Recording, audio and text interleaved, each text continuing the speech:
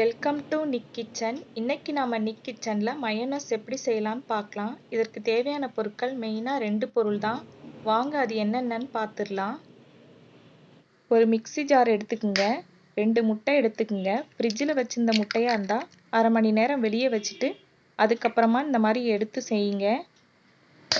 நான் 2 முட்டையும் முழுசாக எடுத்துட்டு செய்ய போகிறேன். இது கூட 2 பல் பூண்டு எடுத்துக்குங்க. இதை 4ஆக கட் பண்ணி மிக்சியில் சேர்த்துக்குங்க. நம்ம இப்போ லோ ஸ்பீடில் இதை அடித்து எடுத்துக்கலாம். ஒரு பிளேட்டில் ஒரு சிட்டிகை உப்பு, ஒரு சிட்டிகை சர்க்கரை, ஒரு சிட்டிகை மிளகு, இந்த 3த்தையும் எடுத்து வச்சுருக்கேன். இதை நம்ம மிக்சியில் சேர்த்து அரைச்சி எடுத்துக்கலாம். எடுத்து வச்சுருக்க 3 பொருளையும் இப்போ மிக்சியில் சேர்த்துருங்க. இது கூட நான் 240 ml சன்ஃப்ளவர் ஆயில் எடுத்துக்க போகிறேன். வாசனை இல்லாத எந்த எண்ணெய்னாலும் எடுத்துக்குங்க. இதை நம்ம முழுசும் சேர்க்காம கொஞ்சம் கொஞ்சமாக சேர்த்து லோ ஸ்பீடில் அரைச்சி எடுத்துக்குங்க.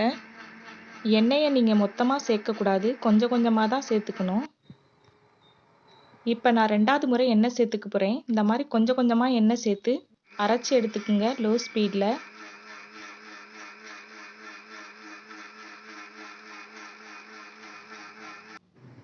இப்போ நான் 3வது முறை கொஞ்சமாக எண்ணெய் சேர்த்துக்க போகிறேன்.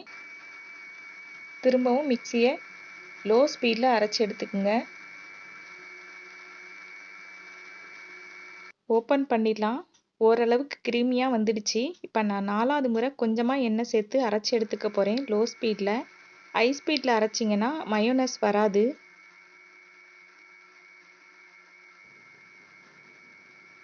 இப்போ நான் 5வது முறை கடைசியாக இருக்கிற எண்ணெயெல்லாம் சேர்த்துக்கிட்டேன். திரும்பவும் லோ ஸ்பீடில் வச்சு அரைச்சி எடுத்துக்குங்க 1 நிமிஷம். மிக்சியில் நீங்கள் ரொம்ப நேரம் அரைக்கணும்னு இல்லை, ஒவ்வொரு முறை எண்ணெய் சேர்க்கும் போதும் ஒரு அரை நிமிஷம் இந்த மாதிரி அரைச்சி எடுத்துக்கிட்டா போதும். பாருங்கள், கெட்டியாயிடுச்சு. மயோனஸ் ரெடி ஆயிடுச்சு. எவ்வளோ க்ரீமியாக இருக்குன்னு பாருங்கள். 5 நிமிஷத்தில் நம்ம இதை ரெடி பண்ணிடலாம். மயோனஸ் அரைக்கும் போது லோ ஸ்பீடில் தான் அரைக்கணும், ஸ்டார்டிங்லேருந்து எண்டு வரைக்கும். இப்போ நான் இதை ஒரு பவுலுக்கு மாற்றிடுறேன். பாருங்கள் எவ்வளோ க்ரீமியாக இருக்குன்னு.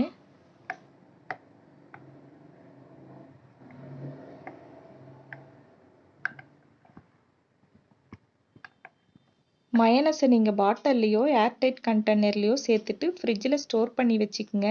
எப்போ உங்களுக்கு தேவையோ அதை நீங்கள் எடுத்து யூஸ் பண்ணிக்கலாம். 1 மந்த் வரைக்கும் நமக்கு இது கெடவே கெடாது.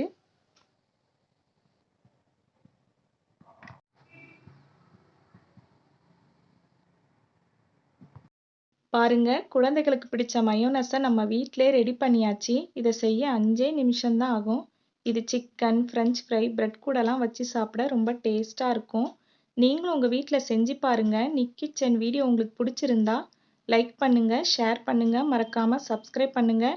பக்கத்தில் இருக்க பெல் ஐக்கானை கிளிக் பண்ணிக்கோங்க. எப்படி இருக்குன்னு எனக்கு கமெண்ட் பாக்ஸில் சொல்லுங்கள். தேங்க்யூ.